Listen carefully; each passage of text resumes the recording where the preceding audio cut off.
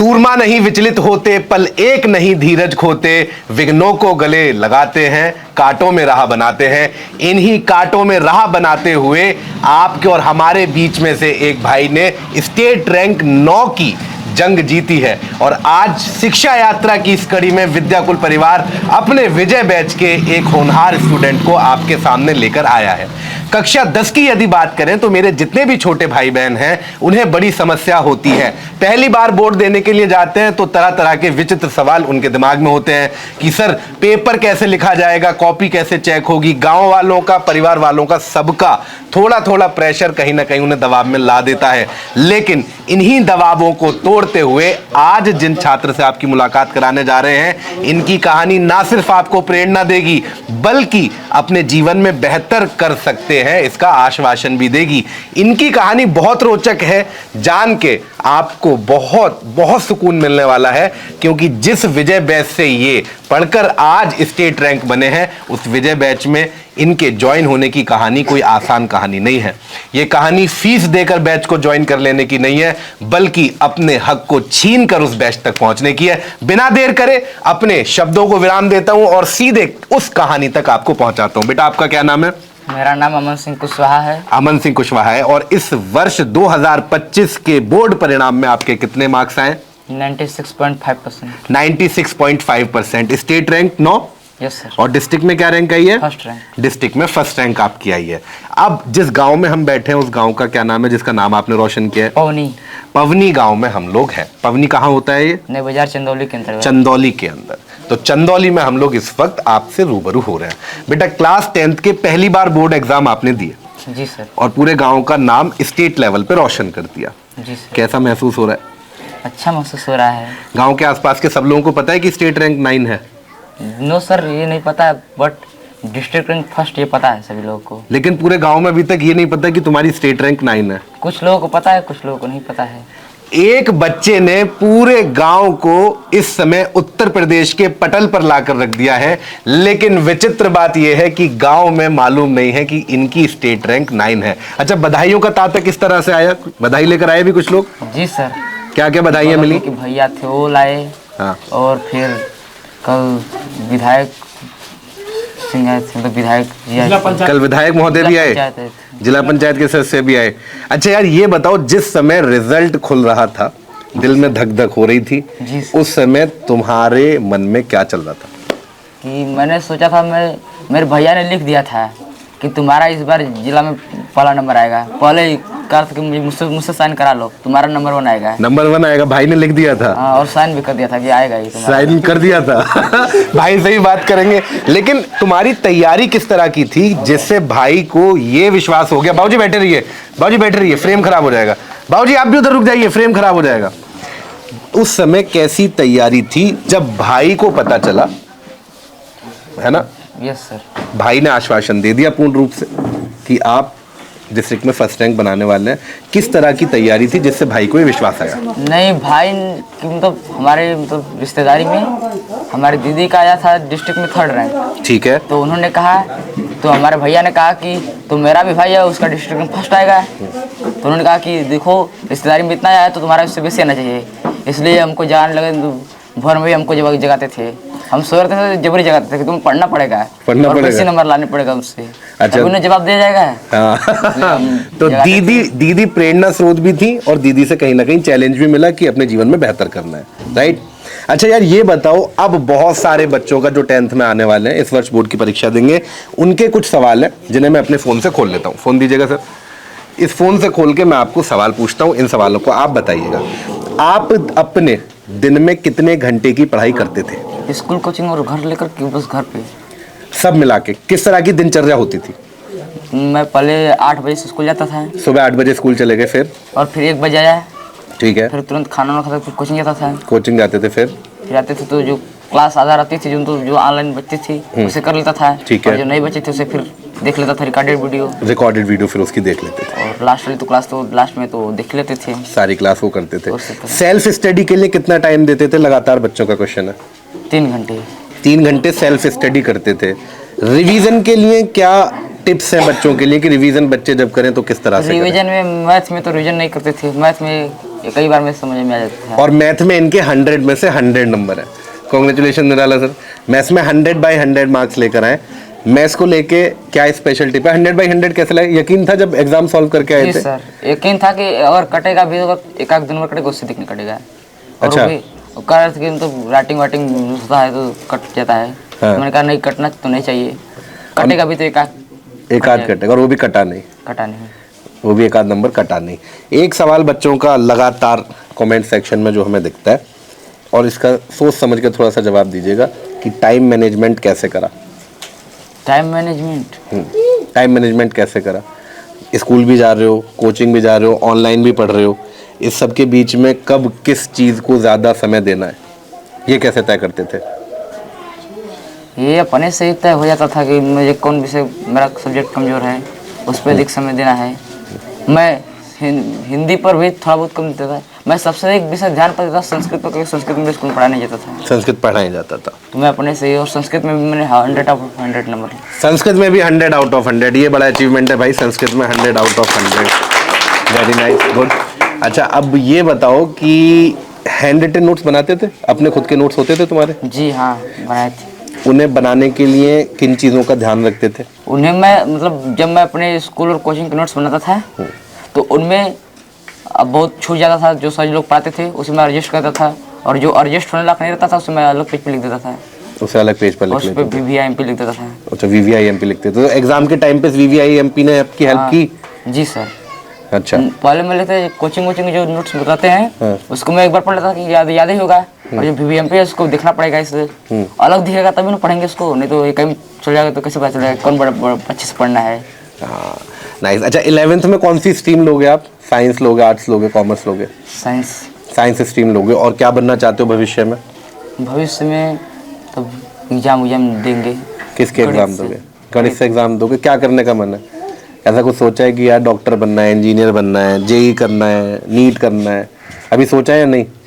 बहुत समय, आराम से सोच लेना, दिमाग में क्यों टेंशन रखनी। अगली कड़ी की तरफ चलते हैं भाई। यार ये बताओ कि विजय बैच से जुड़ने की शुरुआत क्या हुई, कैसे हुई? बड़ी दिलचस्प कहानी है। इनके पिताजी भी हमारे साथ बैठे, उनके पास भी चलते हैं, पीछे ही है मेरे। कैसे जुड़े यार विजय बैच से? आप बैठ रहे वहीं से पकड़। विजय बैच से कैसे जुड़े यार? हमारे भैया जब दे रहे थे उसमें भैया हमारे 90% लाए थे अपने से पढ़ के, तो उस समय देख रहे थे अपना रिजल्ट, तो उस समय देखे कि एग्जाम हो रहा है UPTSC का, तो ये भर दिए। और कहे कि उसमें निकल गया था, तो उसमें मैम लोग पढ़ा भी रही थी कि UPTSC में जो जाएगा वो लिख लो। तो हम नोट्स बनाए थे, भैया भी नोट्स बनाए थे, सब लोग नोट्स बनाए थे कि यही UPTSC में आएगा। आया तो नहीं, बट कुछ आया। पढ़े थे तो भैया ने दिया, तो हम तीनों लोग का निकल गया। और तो भाई UPTSC विद्याकुल द्वारा हर वर्ष आयोजित कराने वाला स्कॉलरशिप एग्जाम है, जिस स्कॉलरशिप एग्जाम के अंतर्गत विद्याकुल परिवार ऐसे मेधावी छात्राओं को बिना किसी फीस के अपने कोर्सेज का एक्सेस प्रोवाइड करता है। ठीक है, तो ये विजय बैच से अपनी मेहनत के बल पर जुड़े। और कमाल की बात यह है कि इन तीनों भाई बहनों ने परीक्षाएं दी। आ जाओ यार, आ जाओ दोनों आ जाओ, यहाँ आ जाओ, इधर आ जाओ फटाफट से, साथ में तुम भी आ जाओ बेटा, तुम इधर आ जाओ, यहाँ पे यहाँ खड़े हो जाओ।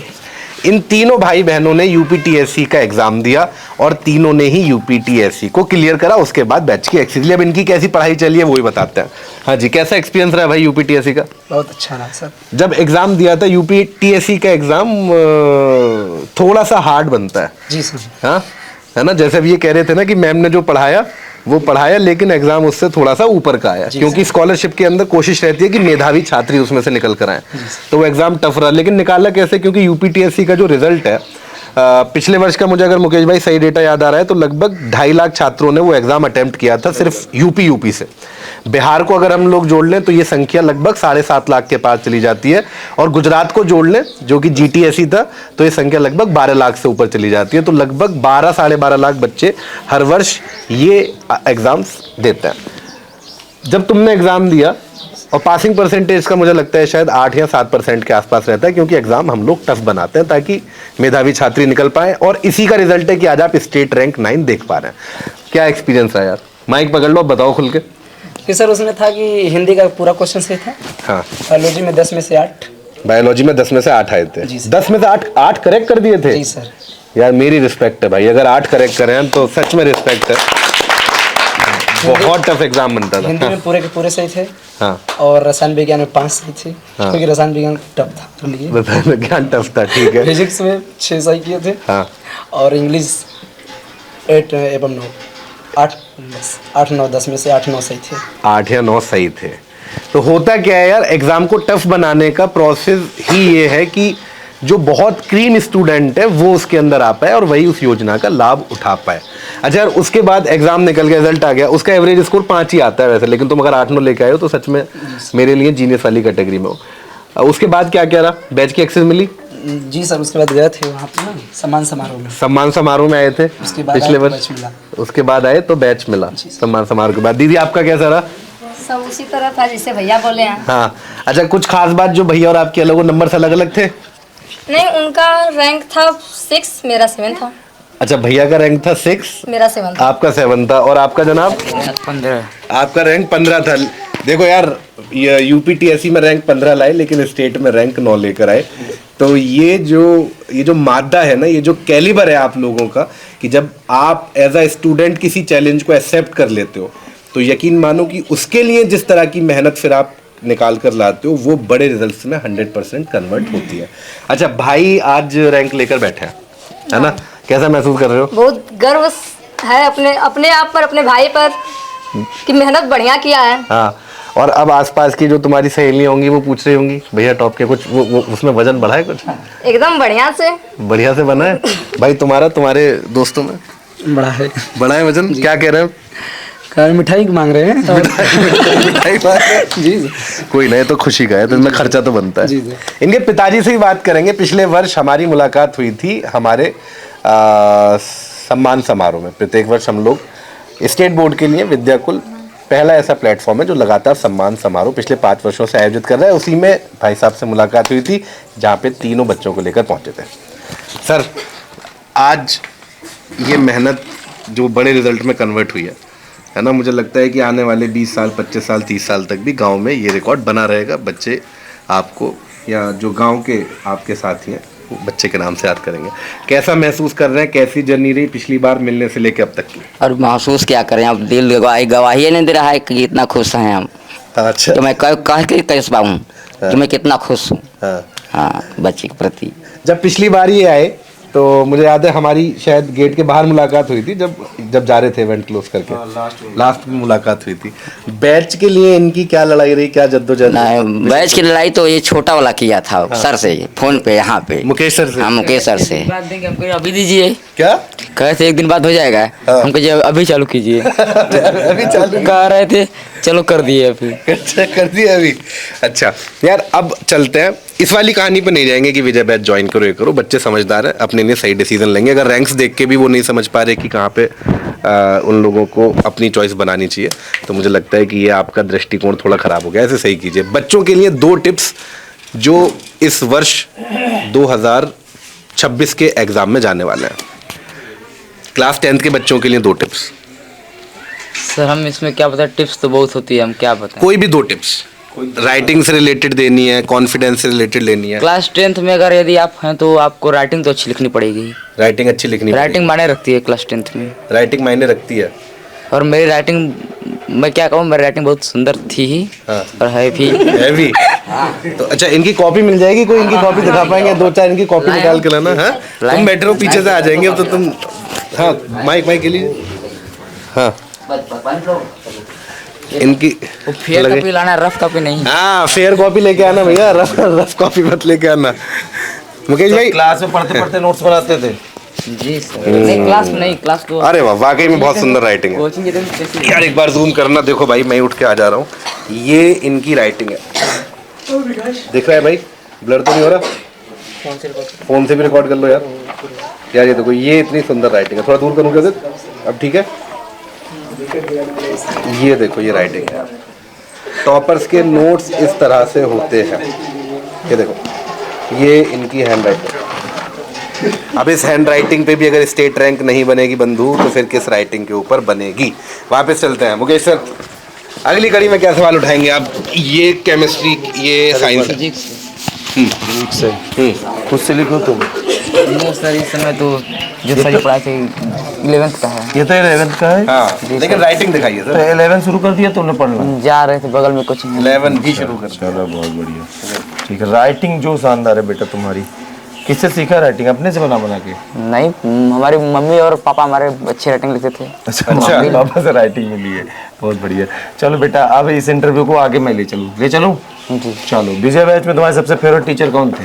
बताया तो दीपक सर थे। दीपक सर क्यों उसके बाद फेवरेट थे?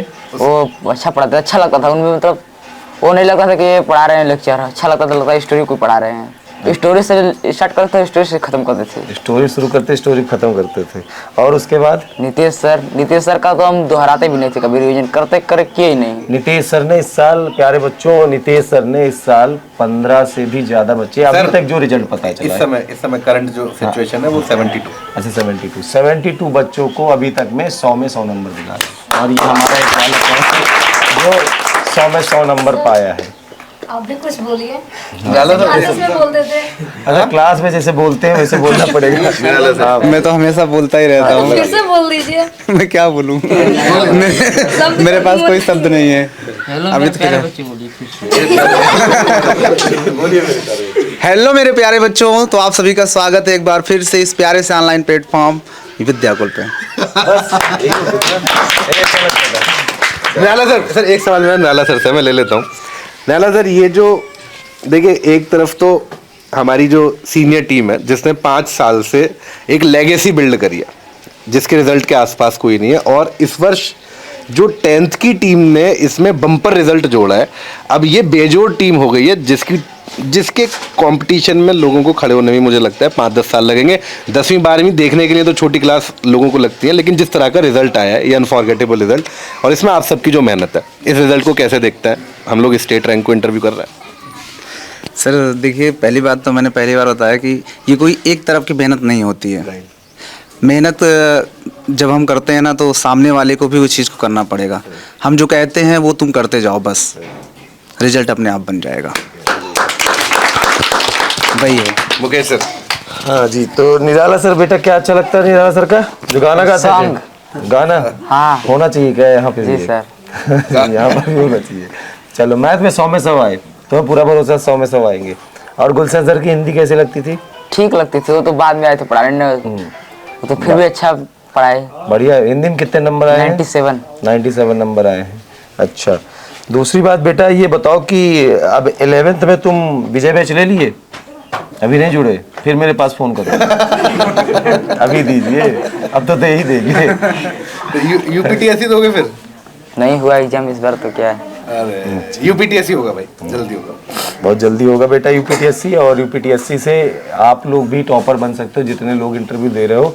इस वर्ष यूपीटीएससी में थोड़ा विलम्ब इस कारण हुआ है क्योंकि इस वर्ष यूपीटीएससी के एग्जाम को हम लोग ऑनलाइन के साथ साथ ऑफलाइन मोड में भी कराने वाले हैं। बहुत सारे बच्चे ऐसे हैं जो ऑनलाइन रहकर इस एग्जाम की इंफॉर्मेशन उन तक नहीं पहुंच पाती है।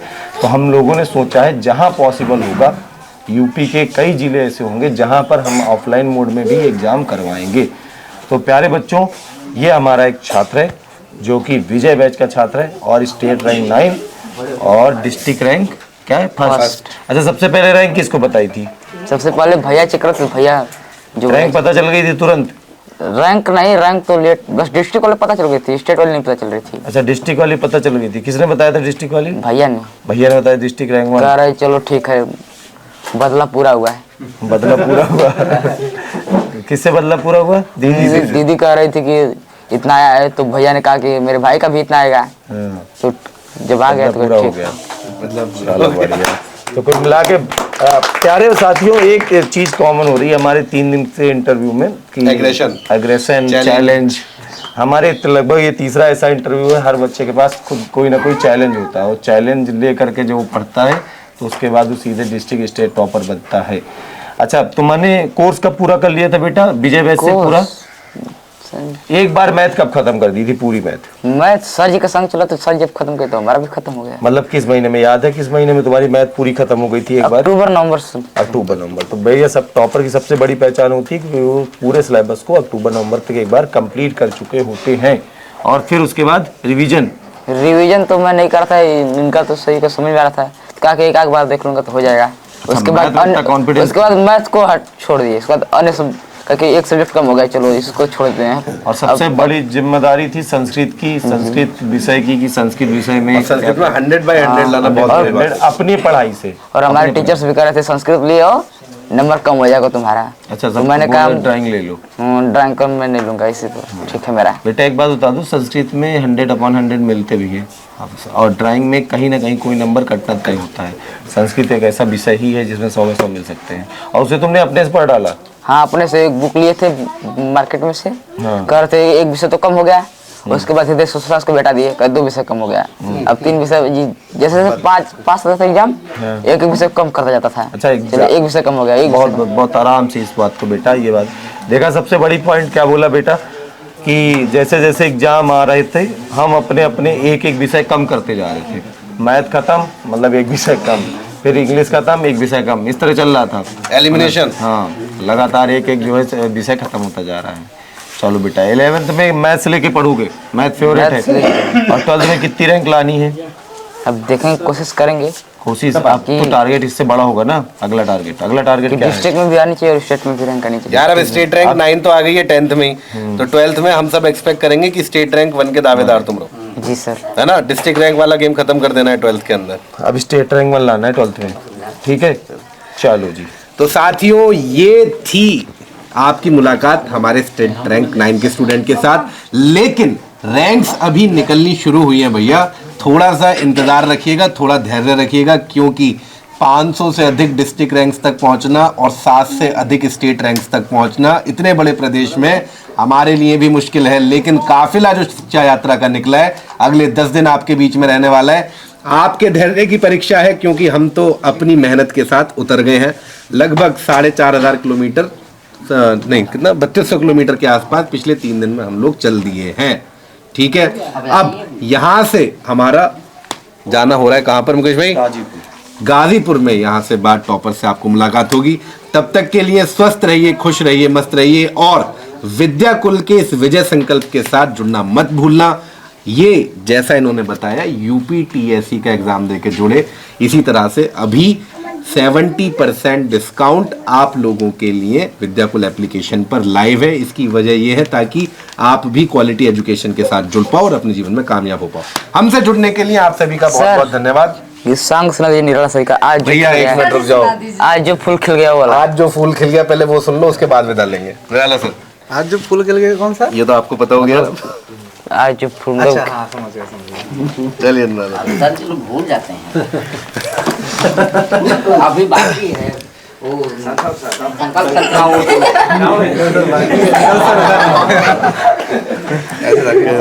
आज यहाँ जो खो गया वो कल वहाँ मिल जाएगा, पतझड़ में जो मुरझा गया वो फूल कल खिल जाएगा। अरे एक बार उसकी तरफ से, एक मेरे तरफ से। अब गा दो सर। एक मैंने छोटा सा गीत लिखा था तो वही सुनाऊंगा कि तेरी आँखों के सपनों का निखरना भी ज़रूरी है, कि समझना भी ज़रूरी है, हाँ रटना भी ज़रूरी है। ज़रूरी है कि हम तुमको बना दें यूपी का टॉपर, मगर उसके लिए खुद से भी पढ़ना तो जरूरी।